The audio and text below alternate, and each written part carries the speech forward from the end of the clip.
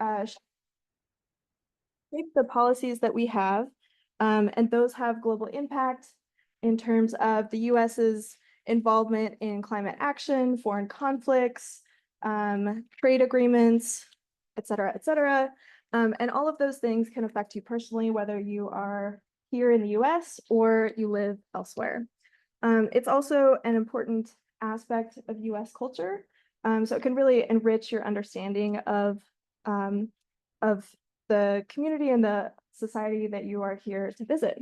And it can be a valuable professional asset to be able to understand how US politics and elections work in a way that you can shape. I'm just gonna hide that really quick.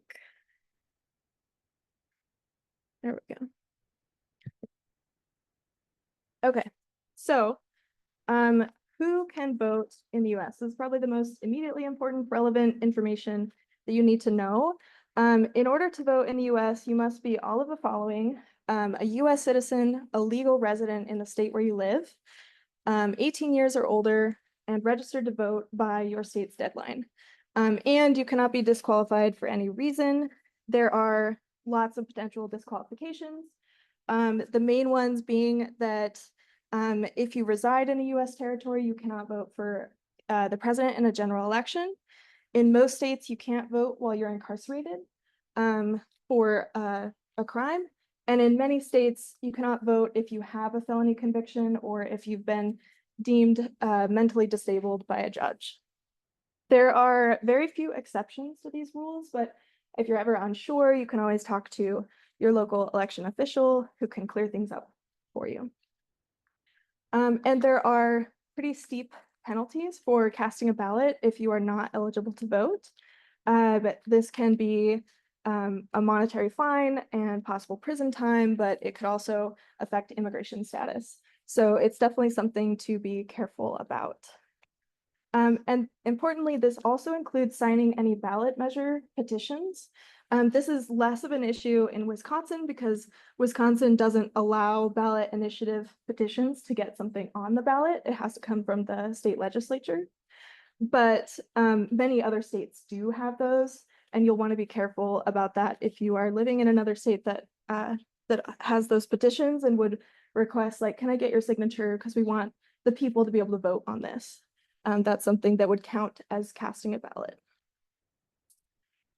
So there are lots of other ways to engage US politics beyond voting. You can volunteer for campaigns or issue advocacy groups. Importantly, a few caveats here: if you are a foreign national, you cannot make any monetary political donation, and you cannot serve as a poll worker in most states if you are not eligible to vote. So those are the two main can't do's besides voting if you're not an eligible voter. But you can also engage in your local community. Badgers Vote Coalition on campus has some great opportunities to be involved and see the work of student turnout, voter turnout efforts to engage students in voting. And you can be engaged in your local community where you live, whether that's Madison or like some smaller neighborhood group in your neighborhood. You can also work to be an informed community member. Paying attention to what's going on is super important, and being able to engage with other people about politics and share your opinions, which is something that has declined a lot in nationwide in the last 50 years or so. And so it's something that a lot of political scientists value, that we can talk about politics in a way that's respectful. And then finally, you can also attend and participate in public processes of government. So there's a lot of different like public hearings or town halls that are held by state governments or local governments where you can hear what the elected officials have to say or what's going on in those processes.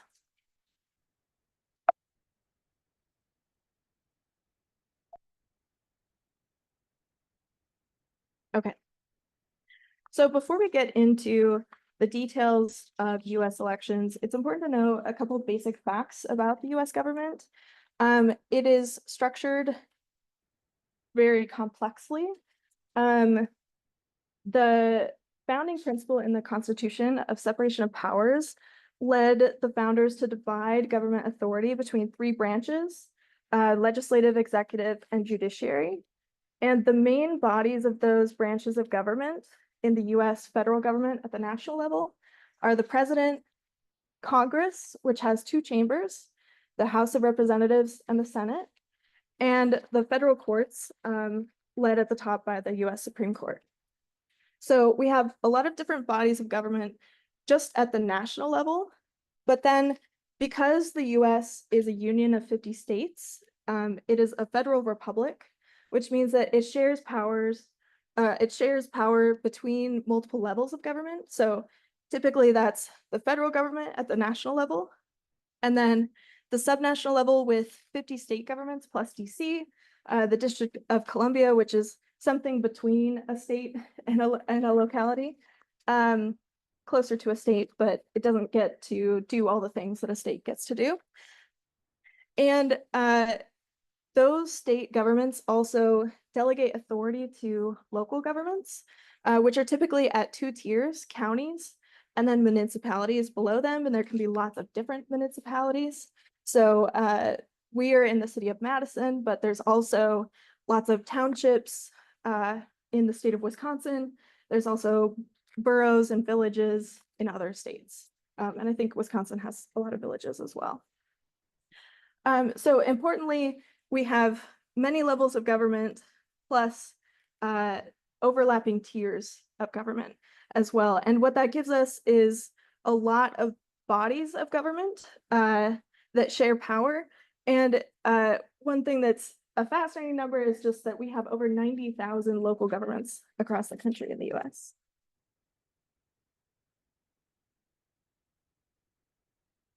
So how do US elections work? We have national elections every 2 years. The presidential election, which is happening this year in just a couple weeks / right now, includes the presidential race as well as congressional races. So that's US House representatives and senators. They don't all go up for election at the same time. They're staggered election across Congress. And then the midterm elections happen every 2 years between the presidential elections. And those are just the congressional races at the national level, but they also include state and local election as well. So in addition to the national level elections, we also have elections at multiple levels of government, so state and local government, and we have them for many different government offices. At the federal level, these are like the four main offices: the president, the VP, US House representative, and US senator. House representatives serve specific districts of each state, and US senators serve the entire state. So most people voting in a federal election will vote on, let's see, 3, 4, 5, because every state gets 2 senators. So they'll vote on 5 offices of federal government. Not all at the same time usually, but that's a lot of different offices to have to know about the candidates and what issues are important to them. So at the state level, we also have a kind of similar structure of government, but a lot more elected offices typically. So this is the governor, attorneys general, state legislators, which are similarly divided between chambers in terms of like a House of Representatives and a Senate, a lower and upper chamber, and then school board and lots of other ones that I couldn't list here. At the local level, we also have mayors, council or board seats, clerks, sheriffs, prosecutors, many other elected offices. And importantly, also, the local level is typically elected at multiple tiers as well. So you'll have this set of offices to vote on at the county level, but also the same set or a similar set at the municipal level. So cities, counties, state, federal. So that's a lot of different offices. And then we also tend to have a lot of legislative matters that are put to public vote. These are called referendums. They're also called things like ballot initiatives, ballot questions, ballot propositions, things like that. And elections can happen at different times.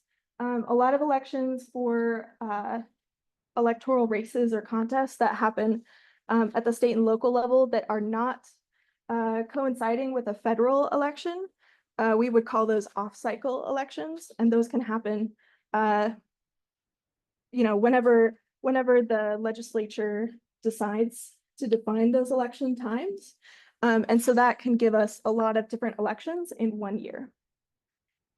And we also use elections to select party nominees in party primaries versus in general elections when we select office holders who actually will take on the role of government. So this is what a sample ballot would look like for Bucky Badger or someone living on or near campus. You can see this is the whole ballot that you can get online. Everyone can see this. It's just like by entering your address or an address that you want to see what a ballot looks like.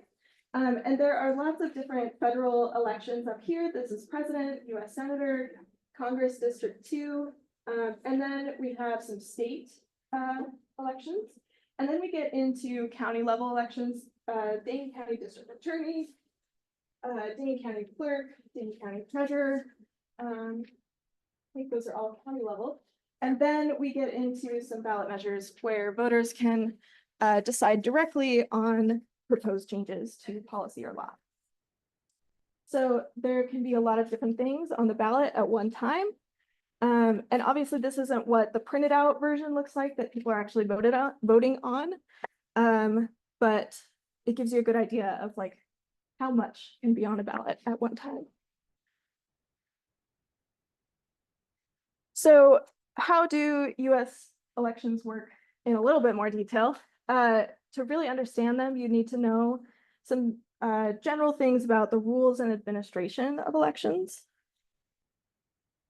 Importantly, there is no affirmative right to vote in the US Constitution, and it's not mandatory. So all voting in the US is completely voluntary.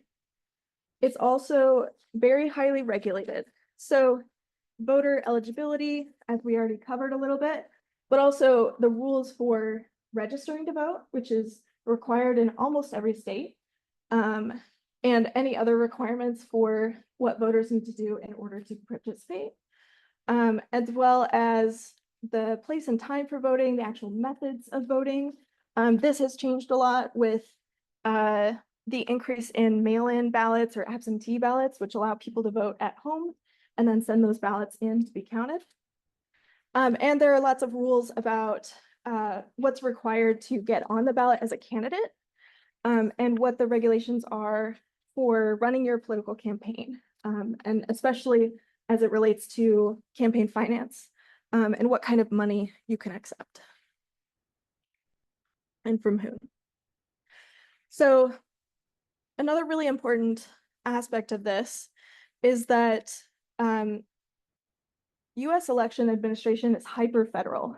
It's run by the states and administered by the localities, essentially. So every state is running their own election and relying on their local government, local bodies of government to essentially implement the ballot to voters. They are staffed by part-time employees and volunteers. We have millions of volunteer poll workers who are crucial to facilitating the vote by, being at the polling place, funneling people to the right places, verifying their voter registration and eligibility to vote if they need to register, things like that. It's highly decentralized and there are multiple levels of regulation. So the federal government sets a lot of rules that set parameters for the entire country for elections that occur anywhere in the country. But there are also rules at the state level and things that can change a lot between states. So what this gives us is significant variation in rules and administration. of elections. So actually, when we have a national election in the US, it happens on the same day across the country, which we will have in just a few weeks on November 5th. It's more accurate to characterize it as 51 separate elections, 51 being 50 states plus DC, than it is to say that we have one election, even though it's happening at the same time across the country. And most of those important differences in election rules and administration are between states, but there can be a lot of variability as well between counties, or even like neighboring precincts, because of the nature of how decentralized and how the administration of it is held at such a local level. So here we can see some examples of different election rules by state. On the left, we have the darker states have stricter voter ID laws, which are the rules that are required for you to prove that you are who you say you are when you show up to vote. And on the right, we have a map showing which states allow same day or election day registration, which essentially just means that you can vote or you can register to vote on the same day that you cast your ballot. So all the states in white essentially do not allow people to vote if they have not registered ahead of time. So there's lots of differences across states on these rules. So how do US presidential elections work? These are very different typically from all of our other kinds of elections. So most US elections are direct, meaning that voters are casting their ballots directly for a candidate.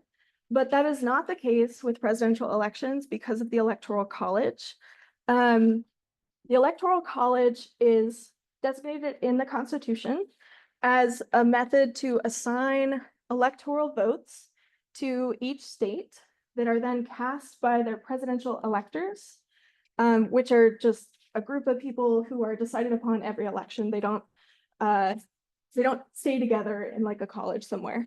They're just assigned for the specific purpose of casting a vote for the president. And those electoral votes are not distributed equally between the states. So the way that a state gets an electoral vote is we take their congressional delegation, which is the number of their senators and the number of their US House representatives.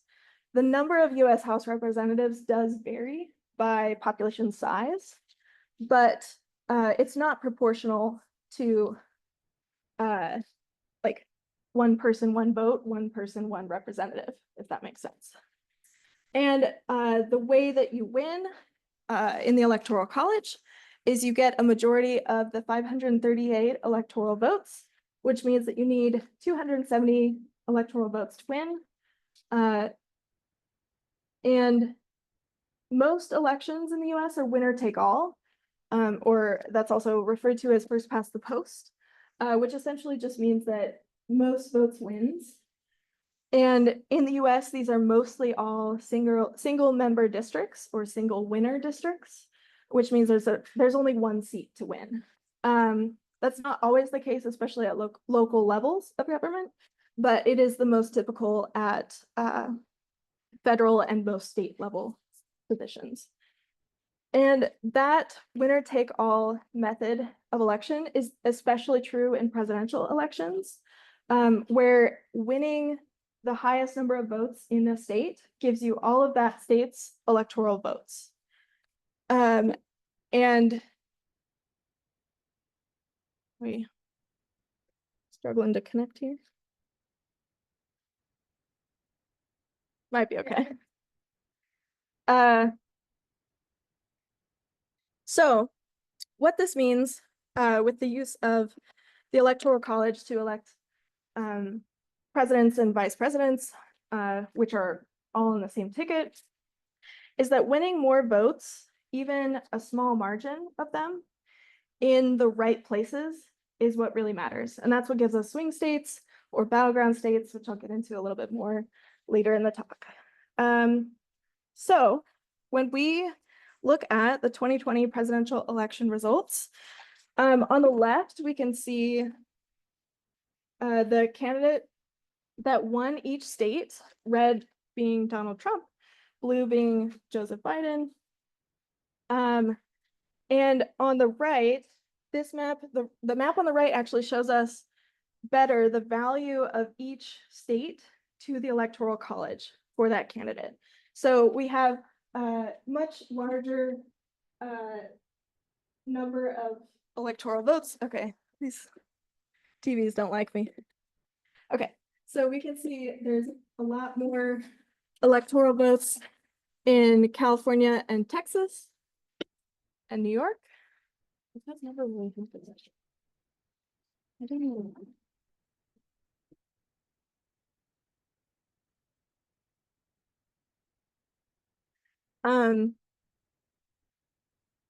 So California, Texas, New York have a lot of electoral votes. Wisconsin is relatively small with only 10. Montana, North Dakota, Wyoming, South Dakota, those are all 3, which is the minimum number of electoral votes a state can have. Given that every state gets 2 senators and then has at least 1 US House of Representatives member. So I think most importantly about this, and to understand the Electoral College and presidential elections, is that the number of electoral votes, although it does vary a little bit by population, it's not proportionate to population. So the California and Texas are really large states. There's a lot of land in those states, but they also have a lot of people in those states. Montana, North Dakota, Wyoming, South Dakota on the top left side, those states also have a lot of land, but there are relatively few people there. My friend from Montana says that there's more cows in Montana than people. I've not verified that, but I believe her. So importantly about the Electoral College is that the electoral votes are not proportionate to what a national popular vote would be, which is where we would count up all of the votes for each candidate on a nationwide basis, and then just determine who wins from that. Because we apportion them by state, and each state gets a different amount of votes to use in the Electoral College, the Electoral College winner can be the person or the candidate who did not win the popular vote, which has happened a few times, including 2016 with Donald Trump. Okay. So I'm going to get a little political sciencey here with just setting some foundations or fundamentals for understanding US politics. Again, political science classes get way more into this, so I highly recommend taking them if you can. But what's important, I think, to understand the US election system is that we have a de facto 2-party system. It's not constitutionally mandated that we have 2 political parties, but that's the system we've ended up with, in large part because of the election system we have, which is the winner-take-all and single-member district combination of election system. And what this means is that third parties are structurally disadvantaged. It's very hard for them to win a major election, let alone maintain some sort of vote share over many elections. And since the 1850s, we've had these 2 parties be the Republican Party and the Democratic Party, but with the caveat that the coalitions and the parties themselves have changed a lot over that time, which I won't get into, but is super interesting. So I would recommend learning more about that. And then we've also seen a lot of really big changes to the political party system over the last 60 years. So we've seen that campaigns have moved from largely party-centered campaigns to like, this is our party platform, this is what we're going to stand for, to more candidate-centered campaigns or candidate personality-driven campaigns, which was especially true with Donald Trump, but he was not the first to kind of lead that trend. We've also seen a really big increase in partisan polarization, and that is shown in the fact that parties are increasingly ideologically distinct.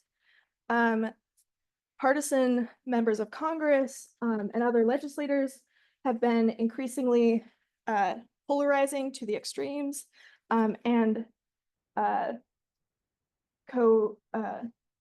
voting more like each other over time, and especially since 1960s. And voters are increasingly geographically and socially sorted. And this is super important because those characteristics of voters have really aligned strongly with like two different camps of political party partisans in the electorate. So geographically, we tend to see a lot of concentrated groups of Republicans and Democrats, and socially as well, in terms of like who those people know, what kinds of social networks they have. And what this has led to is fueling political polarization, affective partisan polarization, which is essentially negative feelings about the other party, rising partisan hostility, which makes it difficult to get to compromise or be able to determine policies that people need. So what this has led to altogether, like this really strong trend in partisanship in the election, with weak parties as organizations. And what I mean by that is that we've seen over and over again in political science research that partisanship is really, really strongly determinative of how people are going to vote, how they're going to think about their vote. But the parties are less and less able to control who gets nominated to their platforms, which candidates end up coming out on top, and shaping the platform itself. And what we have now is and what we've always had is evolving party coalitions, meaning that the groups that support both parties have changed a lot over time, but they're also still changing today. So a lot of the questions that political pundits and political scientists have about this election is like, which groups are going to show up to vote for which party, based off of the divides that we expect to see, but also some trends in recent elections in terms of different racial groups having moved away from the Democratic Party more towards the Republican Party, things that are small margins, but that can really matter in close elections.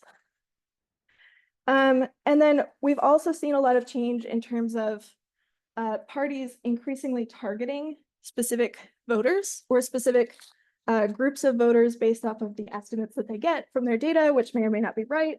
But because parties have so much data available on voters, they can increasingly target their efforts to get out the vote among the people they want to vote.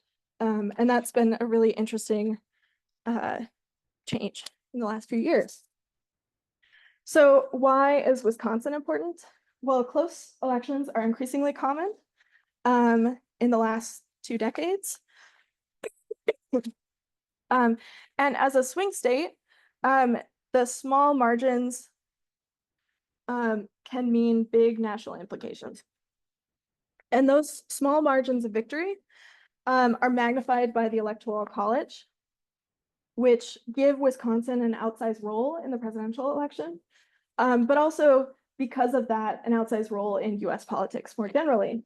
So in 2020, Wisconsin is largely regarded as the tipping point state, which essentially just means its electoral votes was the one that put Biden over the edge to beat Trump.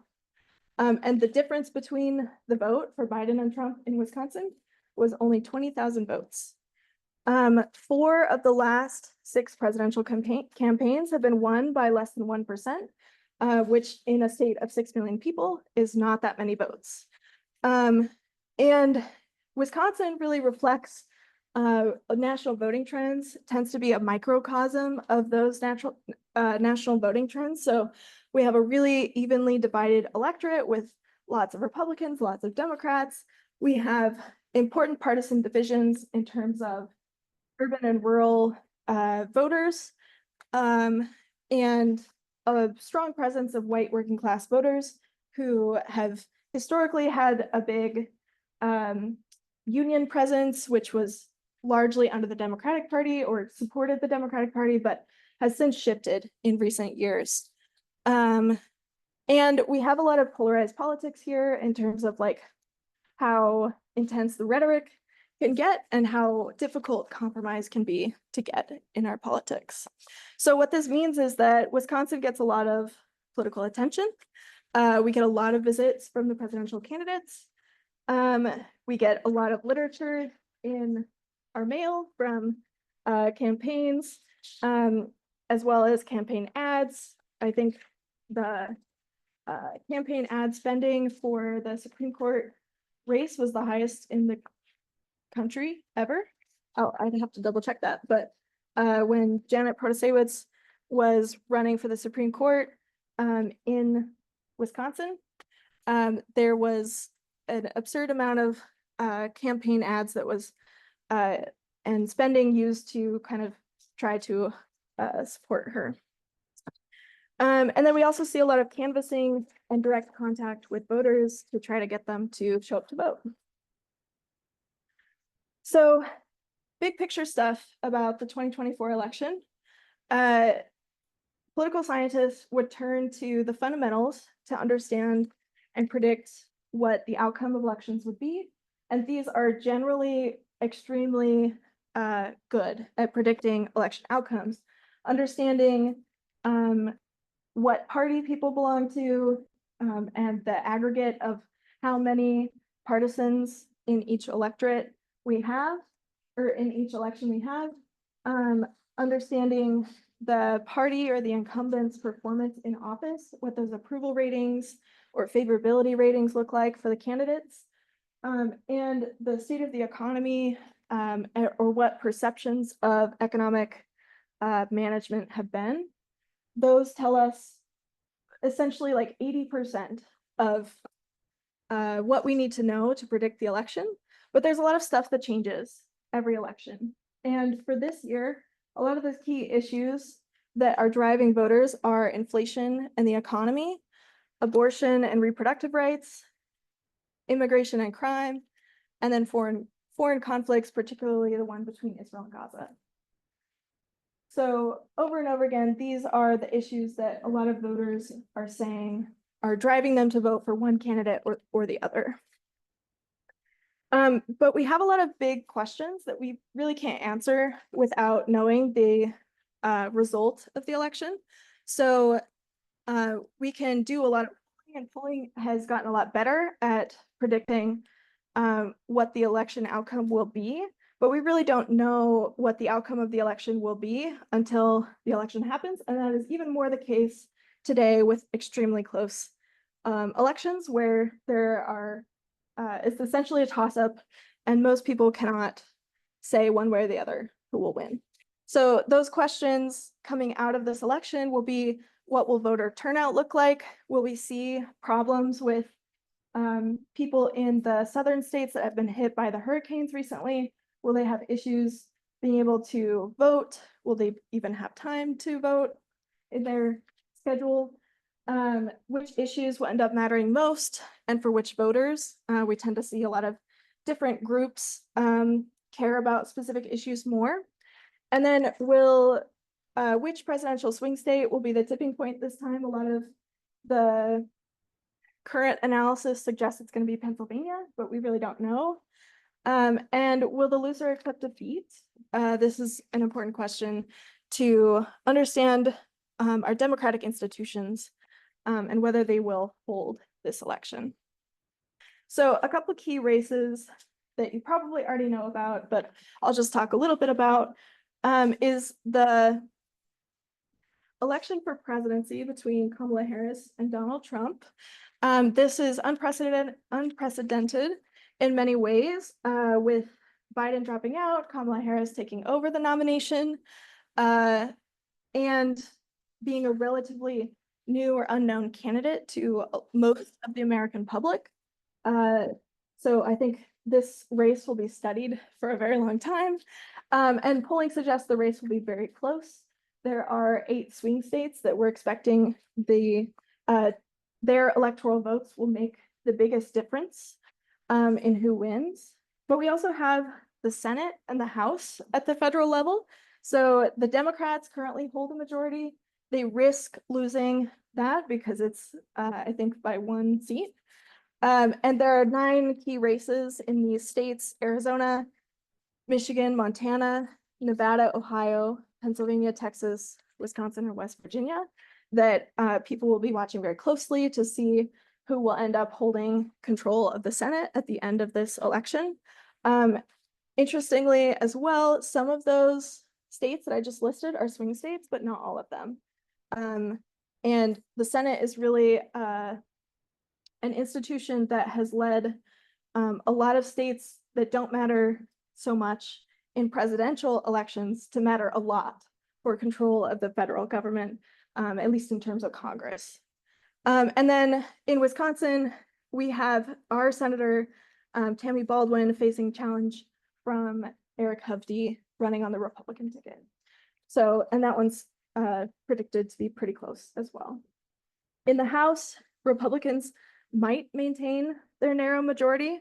The analysis I've heard is that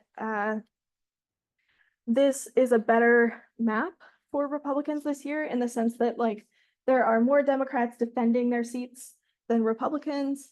And this provides more opportunities for Republicans to gain seats in the House. But what we're also seeing is that there are actually fewer competitive races than usual. And a big reason for that is a lot of recent redistricting has essentially eliminated elections that would have occurred this year because there was redistricting in the last few years. And then also, interestingly, for the House, we see a number of key races that are really competitive in California and New York, which are typically very strongly supportive of the Democrats for president, but specific areas within those states may not support the Democratic Party as much as the state as a whole. And so what we're seeing is competitive close races for some House districts in those states that might end up tipping control of the US House to Republicans or to Democrats for this election. And then finally, we have new district maps for our Wisconsin state legislature. The state legislative maps, which essentially dictate who you can vote for to represent you in our state legislature. Those were thrown out by our Supreme Court in the spring, I believe, and they had to draw new ones that were made to be more fair on a partisan manner and less favorable to the Republican Party, less unbiasedly favorable. And so those new district maps could really affect the balance of control between the parties in our state legislature in a way that we haven't seen for many years. Okay, so the takeaways that I hope I leave you with are that our election system is extremely decentralized. It is more like we have 51 separate elections at lots of different times in lots of different years. And every state is different. And every state matters to national politics in different ways. Our political parties and the group identities that people form around them and within them are really fundamental structures that shape how people vote and the election outcomes that we get. And Wisconsin plays a really unique role in US politics that is like disproportionate to its population size or to its population size. So what you should know for election day, which I've crossed out because it is not really election day anymore, it's election month. Voting has already started. I have my absentee ballot sitting at home for me. There is also early voting throughout the state. So people are already casting their ballots. New York Times had a great article about like, here's where we're already seeing lots of early votes across the state. So we have a much larger window to cast ballots now than we used to. It's important to know, though, that election results can take a while. We may not know the winner of the presidential election or many of the other elections that are on these ballots on the night of election day or within a few days. And I would really encourage you to take advantage of these opportunities to observe US elections. Wisconsin is a really unique place in US politics.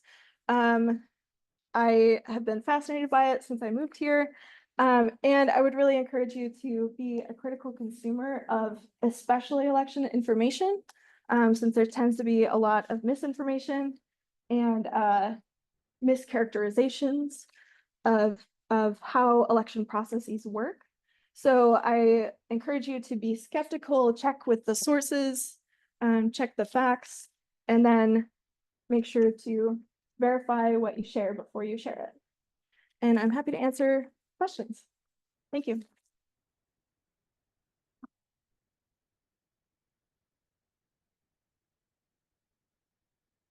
Okay. Do you want me to stop sharing or just leave it up?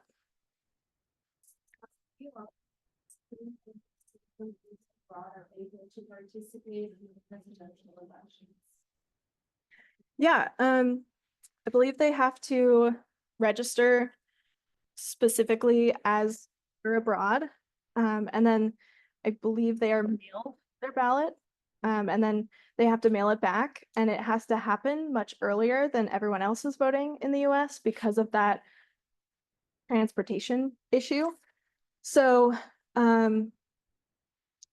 there's more steps for that to happen. And I would check with the state's election information. Those are all typically listed out online on the state's election page. Yeah. RTS is asking, currently on the sample ballot, Robert Kennedy Jr. is still in the ballot for the presidential election, even though he dropped out. Do dropouts stay on the ballot at election day? Also, are any other candidates still in the race for the presidential election? What have all but Donald Trump and Kamala Harris dropped out of this vote? Yeah, so any votes cast for Robert Kennedy will not count.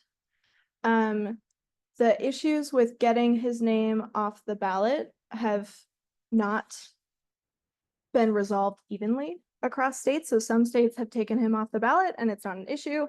Some states have kept him on because either he didn't withdraw by their deadline to withdraw or for some other issue.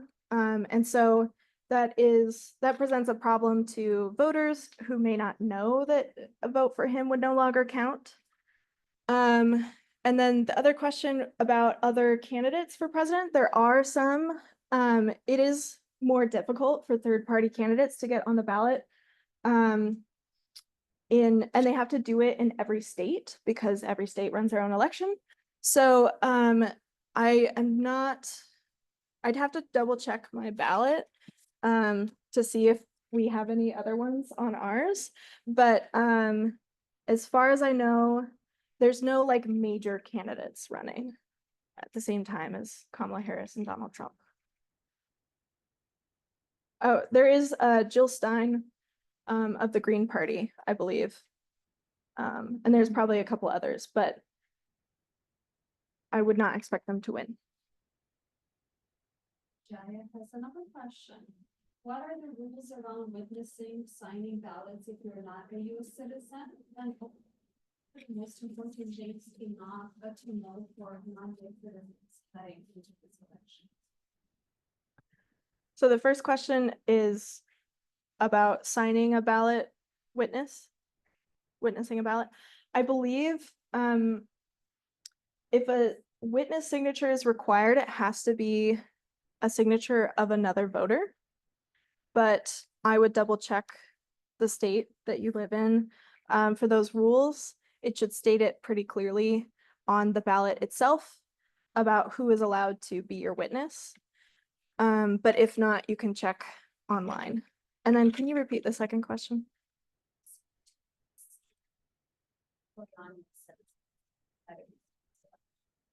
Hmm.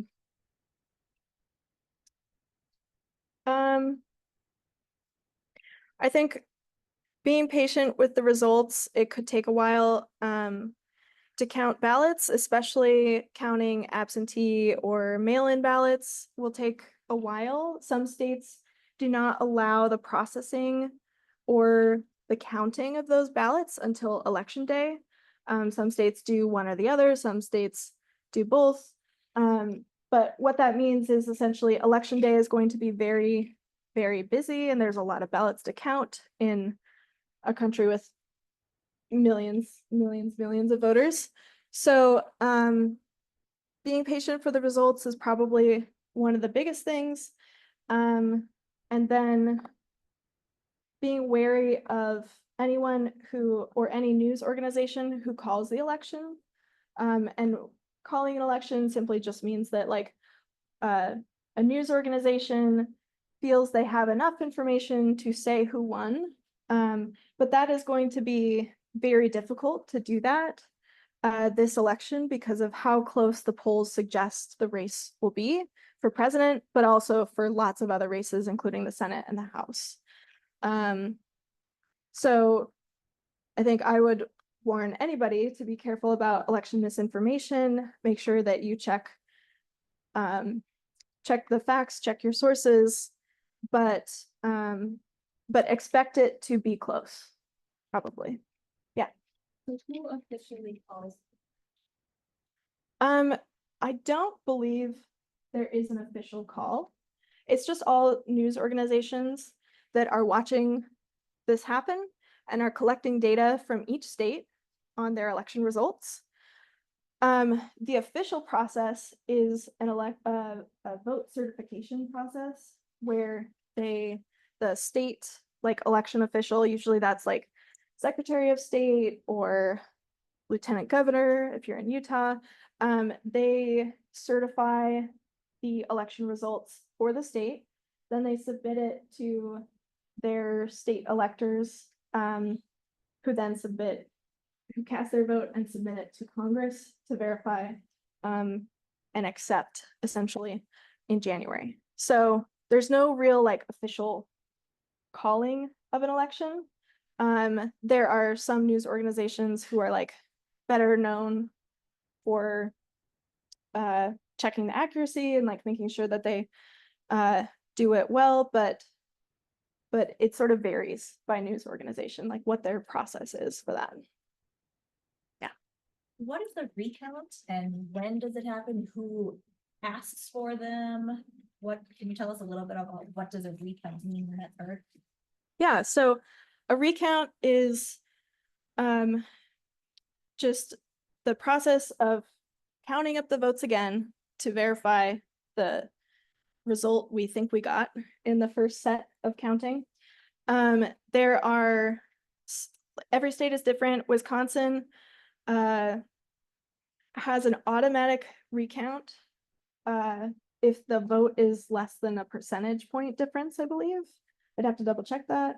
Some states don't have automatic recounts. You have to like request it or offer it. If you're the presidential campaign, you would request the recount or you would sue to get a recount and like make an argument for why the judge should allow that, stuff like that.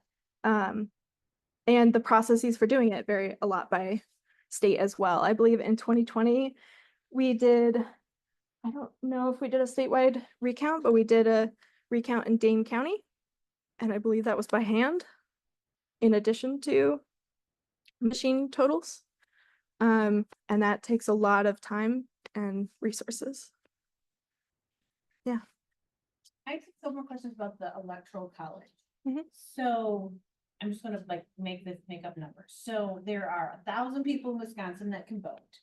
So 501 of them vote for a particular party. So then does that mean all the electoral votes for that party? Like then the electoral college puts all of their votes for that party? Is that like, I guess Yeah, I'm not so- understanding the popular vote and then the electoral college. I think the precinct map will help with this. So Okay. these are all the places where we have little district boundaries for precincts where you can vote in Wisconsin. Dane County is this super blue one right there. But there's lots of different precincts in Dane County. So you go to vote, I think I had like, I don't know, around 800 voters in my precinct in 2022. Those votes get added to a state total. And the state total is just which candidate won more votes. So Biden won more votes from the state of Wisconsin overall, that was funneled from precincts. So they're not like Biden won this precinct, Trump won this precinct, like the electoral college again at the precinct level. It's just that the votes come from the precincts and get totaled up statewide. And then Biden's votes were 20,000 more than Trump's votes across the whole state. And then that's what gave Biden our 10 electoral votes that pushed him over the edge to win. That makes sense? There's like the electoral votes are a direct reflection of the number of individual votes cast. In a state, Yes. yes. So it's like we took a statewide popular vote and then did like a times 10 for Right. certain states to get to the electoral college, or like a times 2 for smaller states. Right. That makes sense.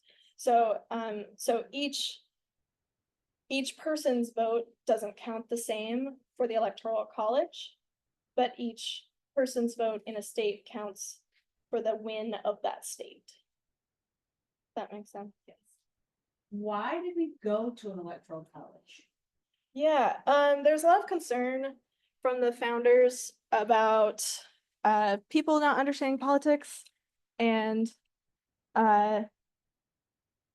you know, concerns about like, well, if we just have a direct election, then they can elect some crazy person who's just really popular and a populist candidate. And so really the big reason was just having more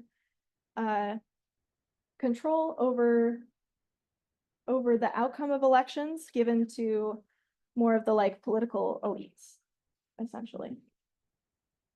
Yeah. Jesse? This question suggested, at least in Wisconsin, that votes are essentially assigned to the electoral college on a winner take all basis in a state. Are there any states that don't give all of their electoral votes to one party? Yeah, so Maine and Nebraska are the big exceptions to that. Thank you for prompting. They use a split electoral vote system, which essentially means that some of their electoral votes go to the winner of a go to the candidate who wins a particular congressional district. So Maine and Nebraska sometimes have votes that go towards the Democratic candidate for president and some that go towards the Republican candidate for president. And I saw some other hands. Yeah. What makes Wisconsin all state? Oh, states. Yeah.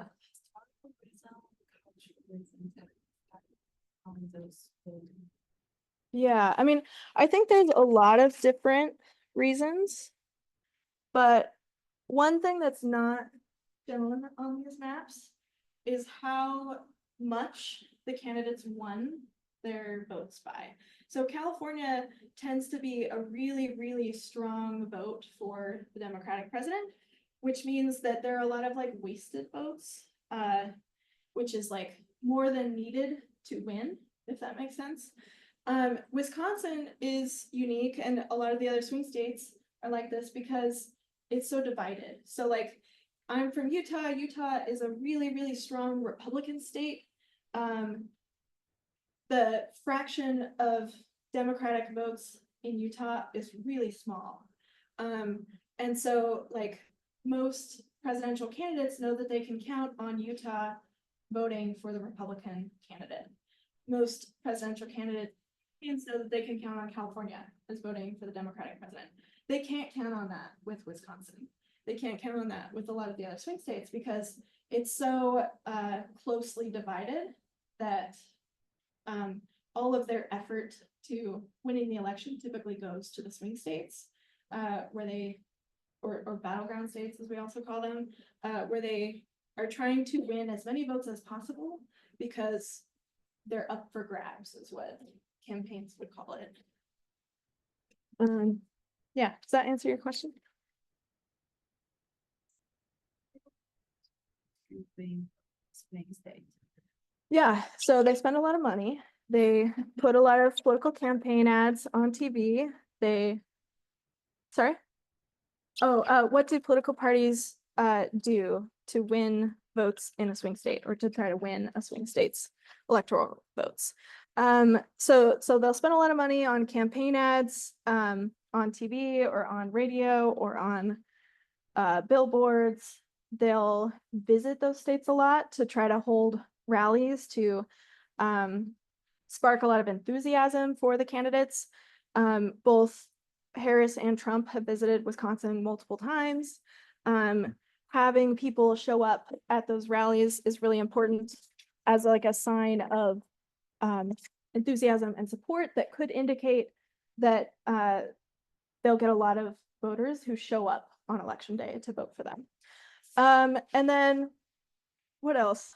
Sometimes they'll always talk about things that they think will get them votes. So swing states often kind of direct the conversation between political candidates on like issues that are important to those swing states. So Pennsylvania, fracking is a really big issue there of energy. So fracking is something that's come up a lot on the presidential campaign. It's maybe not important to a lot of people nationally, but it's really important in Pennsylvania.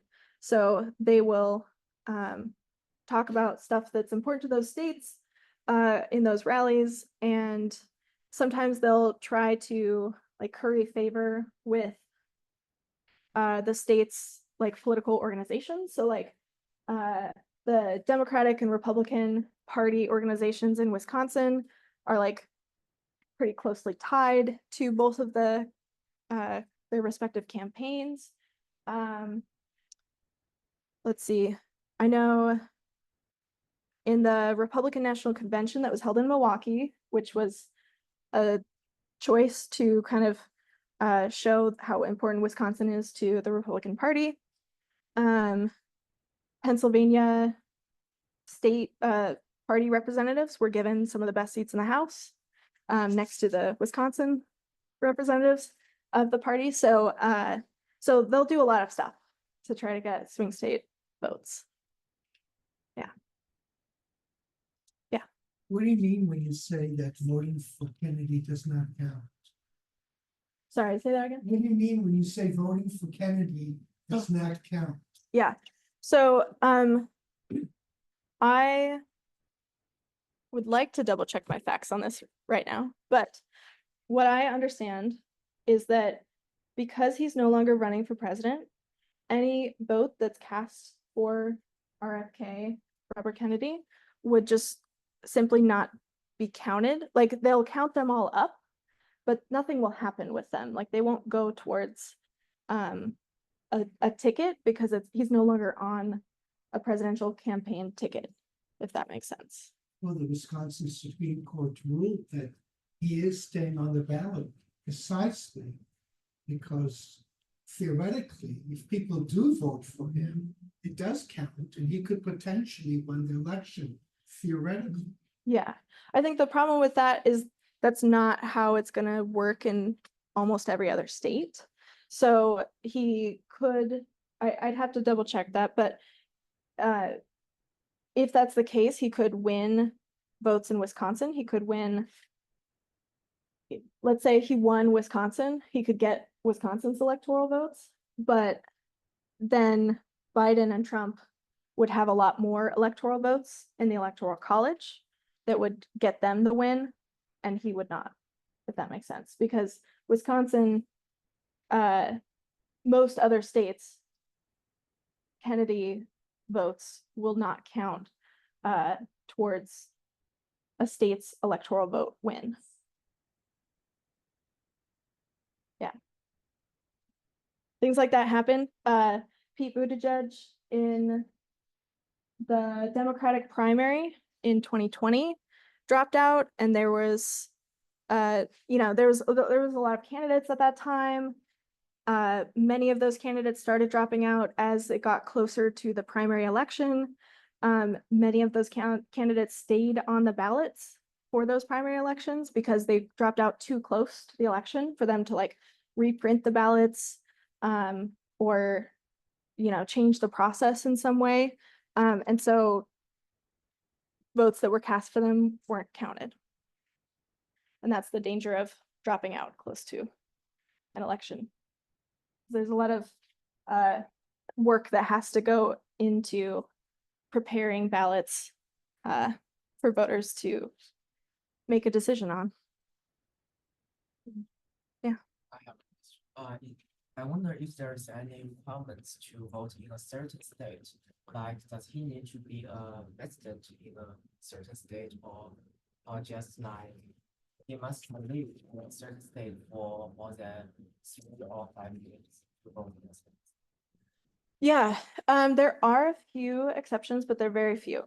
So, there are a few municipalities, I believe they're all cities, but a few municipalities in Maryland and Delaware and California, San Francisco area, that allow non-citizens to vote in local elections only. So you could only vote for certain offices that are in that municipality.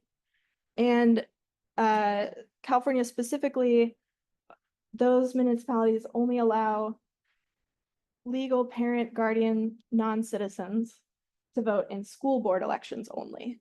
So there's not many cases in the US where a non-citizen could cast a ballot legally. I mean, the citizen, because Oh. I mean, for citizen who can vote in the US, but how can he vote in a certain state? Like, Oh, okay. Like, how do they vote when they're here in because Wisconsin? in Wisconsin, I think maybe the Wisconsin's resident can vote in Wisconsin, but he cannot vote in Illinois. Right. Yeah, so so there are residency requirements that are required typically at the time of registering to vote, that are used to ensure that you only vote in one state. Yeah, because I think if there is someone has 2 houses in different states, can he double vote or will he be caught? Yeah, so there are methods for catching that or preventing that from happening. A lot of states have rules about like you're ineligible to vote in our state if you're registered to vote somewhere else. There are like data sharing agreements between states. One that was really recently the like most used was a system called ERIC, where states would share their voter registration lists so that they could compare and make sure that there was not a person with the exact same name voting in 2 different places. And they would have some like additional verification steps to make sure it was the same person before they took them off of one state's voter registration lists. But yeah, I think typically the registration requirements are high enough that like it's very uncommon to see double voting, and it would be really strongly penalized if it was caught. Yeah. One more question from the chat, and we're already at 12:13. Can you talk about the differences between US nationals and US citizens and how nationals may be able to vote? Yeah, so legal permanent residents, there are some exceptions for them to vote, but again, those are state by state and often specific localities. So, in general, only citizens are eligible to vote, and they have to meet all the other requirements as well that I listed. So if there's question of if you're eligible to vote, go to your state's website, elections website. I think they all have them now. And that will list the qualifications for being eligible to vote. And the specific localities, I believe, try to promote that information, like when a non-citizen or a US national who is not a citizen, when they can vote, but you do have to have citizenship to vote in almost every case. Yeah. Okay, sure. And talk a little bit about the gerrymandering and its effect on this and previous presidential elections. Yeah, so gerrymandering is a term we use to refer to like the drawing of electoral districts. So these are the precincts in Wisconsin. If we were to look at a congressional map, we'd see like congressional district 2 is like this area. And so gerrymandering is referring to like manipulating those districts to get a certain outcome, essentially. And the political parties have used gerrymandering to have drawn boundary maps that are favorable to them for elections in the past. And Wisconsin is typically considered a pretty highly gerrymandered state in terms of state legislative elections. I'm not sure about congressional. So I think in terms of the presidential vote, it really shouldn't have an effect. The gerrymandering, in a sense, is already like baked in with the Electoral College in terms of like favoring or biasing the presidential election toward small population states, or states that have like a more even divide between the parties. In terms of Congress, it doesn't affect senators, but it could affect congressional House representatives. And I would have to look at that a little bit more to know for sure what kinds of effects we would expect for this election. Thank you so much. Yeah.